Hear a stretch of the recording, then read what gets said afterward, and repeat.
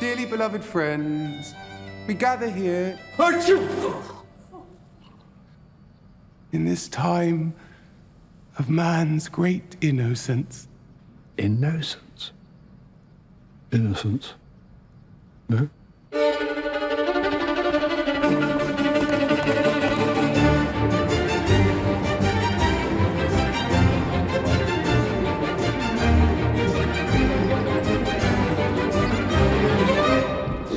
Mr. Elton!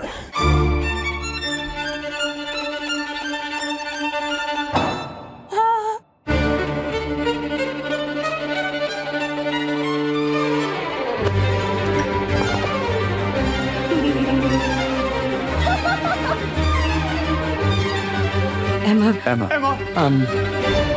There can scarcely Probably be no doubt that a father is a gentleman and a gentleman is respectful fortune. relation. Miss Woodhouse! Miss Woodhouse! Such news!